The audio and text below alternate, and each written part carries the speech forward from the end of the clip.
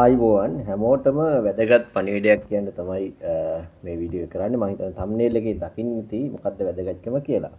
ඉතින් ඔයගොල්ලන්ට ගොඩක් වෙලාට වරමක් තියෙනවා කියලා දැනට තොරතුරු ලැබිලා ඇති දේවාල වලින් හරි නැත්නම් හීනෙන් හරි කොහොම හරි ක්‍රමයකට ලැබිලා ඇති. සමහරට දේවාල ගාන ගිහිල්ලා මම මේ පසු කතා කරන කාරණාත් එක්ක බැඳෙනවා. ඒ කාරණා මත යමක් සිද්ධ වෙලා තියෙන්න පුළුවන් ඔයගොල්ලන්ට. ඉතින් ඒ අය මේ ඇවිල්ලා හම්බෙලා කතා කරගෙන තමන්ගේ වරව පිළිබඳව තියෙන ගැටලුව මොකක්ද නැත්නම් අමනුෂ්‍ය දෝෂයක්ද මොකක්ද කියලා බලා ගන්න කියාව තියෙනවා. ඒක ලබන මාසයේ තියෙන්නේ. ඒ කියන්නේ අගෝස්තු මාසයේ ඉඳලා අපි කරන්නේ බදාද සහ සෙනසුරාදා දිනවලදී පමණයි.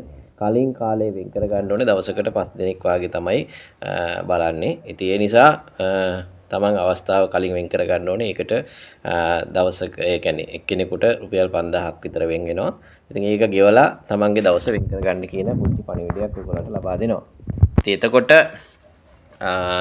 ඒ මතක් කිරීමත් එක්ක මම විස්තර කරන්නම් මේ මොකද්ද වෙන්නේ කියන එක පිළිබඳව. ඉතින් ඔයාලට ෆෝන් නම්බර්ස් දාලා තියෙනවා, ඩිස්ක්‍රිප්ෂන් එකේ තියෙනවා, පළවෙනි කමෙන්ට් එකේ තියෙනවා, WhatsApp නම්බර වෙනම, ෆෝන් කතා කරන නම්බර එක වෙනම. ඉතින් ඔයාලට කතා කරලා මේ තොරතුරු ටික සම්පූර්ණයෙන් ගන්න පුළුවන්. මෙතෙක්කල් අසනීප ලෙඩ දුක් එක්කම මේ අමනුෂ්‍ය ප්‍රශ්නත් එක්කම, ගෙවල් වල අමනුෂ්‍ය ප්‍රශ්නත් එක්කම තියෙන අයට සම්බන්ධ වෙලා කතා කරන්න අවස්ථාව තියෙනවා.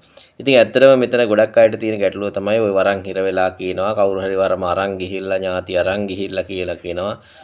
ඒ වගේම වරමක් පටන් ගත්ත මුල් කාල සීමාවේදී ටික කාලයක් තියෙනවා ඊට පස්සේ අඩු වෙලා යනවා. කියන්නේ සෙන ගෙන්නේ නැහැ, කැඹුරුම් නැහැ. සමහරවිට මාස දෙක තුනක් යනකොට වරම තිබ්බද නැද්ද කියලා හොයාගන්න බැරි තරමට වරම වෙනස් වෙලා යනවා. තොරතුරු කිසිවක් නැති වෙනවා. ඊට පස්සේ සමහර අයගේ වරමක් තියෙනවා කියලා කිව්වට නිකන් අර මේ ඥාති කතා කරන්නේ නැහැ. ඒ වගේ වරම් පූජා තිබ්බට ප්‍රශ්නේ ඉන්නේ නැහැ. දේවාල හතේ ගිහිල්ලා මේ ගිහිල්ලා වන්දනා කරන්න කියලා පණිවිඩ එනවා. ඊට පස්සේ ශාස්ත්‍ර සමහර අයට හරියට කියවෙන්නේ නැහැ. ඉතින් මේ කැඹුරුන් නැහැ සමහර අයට. සමහරට වරම තියෙන හොඳට තිබ්බට නිකන් කැඹුරුන් නැහැ. මොකද්ද දන්නේ නැහැ ප්‍රශ්නේ. ඒ වගේ තියෙන අය ඉන්නවා.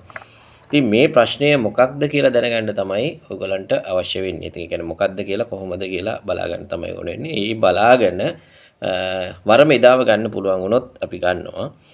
එහෙම නැතුනොත් අපි ඒකට වෙන දවසක් හෝ යොදා ගන්නවා. ඒක දෝෂයක් නම් ඒකට වෙනස් විදිහකට මොකද්ද කරන්න කියලා තියෙන්නේ. ඒකත් කොහොම වුණත් හම්බෙලා කතා කරලා ප්‍රශ්නේ විසඳ ගන්න අවශ්‍ය අයට දවසකට කියන්නේ බදාද සෙනසුරාදා තමයි යොදාගන්නේ. ඉතින් දවසකට 5 දිනකට අවස්ථාව තියෙනවා.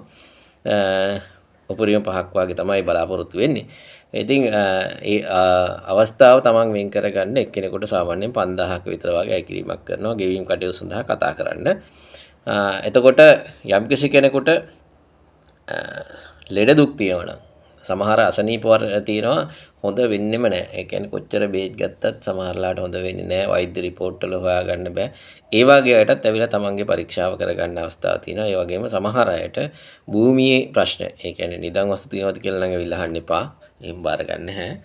භූමියේ ප්‍රශ්න වගේ තියෙන අයට ඒ සම්බන්ධව කතා කරලා මෙයා ගන්න පුළුවන්. කොහොමනත් ෆෝන් නම්බර්ස් දාලා තියෙනවා ඩිස්ක්‍රිප්ෂන් සහ පළවෙනි කමෙන්ට් වල.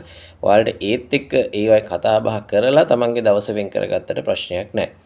එතකොට එක දවසකට 5 දිනක් විතර එන්නේ. ඉතින් ඕගොල්ලන්ගේ කතා බහ කරලා තමන්ගේ ගෙවීම් කටයුතු කරලා තමන්ගේ අවස්ථාව වෙන් කරගත්ත පස්සේ අපි දින ලබා දීමක් කරනවා.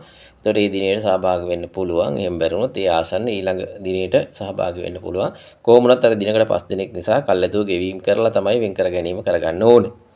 එතකොට තමන්ට පැමිණීමට නොහැකි කියන නෙමෙයි පුළුවන් තරම් එදා දවසේ එන්නම උත්සාහ කරන්න. මොකද අපි 4-5 දිනකට විතරක් අවස්ථාව දෙන හින්දා තව කෙනෙකුගේ අවස්ථාව නැති ගන්න එපා. තමන් සල්ලි ගෙවලා තියෙන්නේ කියලා එහෙම හිතන්න යන්න එපා.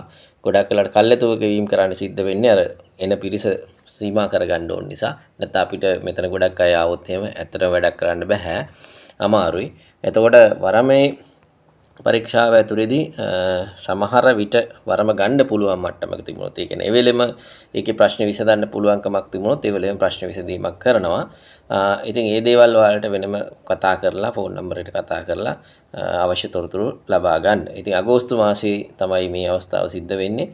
එතෙන් සිට අපි ඉදිරියට දිගටම කරනවාද එහෙම නැත්නම් අගෝස්තු මාසයේ පමණක් මේ දිනවලදී කරලා තව ටික කාලෙකින් අය කරනවාද කියන එක තීරණය කරන්න පස්සේ ඕගොල්ලන්ගේ උනන්දුව සහ උත්සාහය මත. මොකද හැමදාම ඔය එක්කිනා දෙන්න ගෙනාගෙන මේක කරන්න බෑ. 4-5 දිනක් ඇවිල්ලා ඒ වැඩ ටික ඉස්සරලා කරන්න ඕන. මොකද ගොඩක් අය එන්න අහලා තිබ්බ ඇවිල්ලා මුණ ගැහෙන්න අහලා තිබුණා.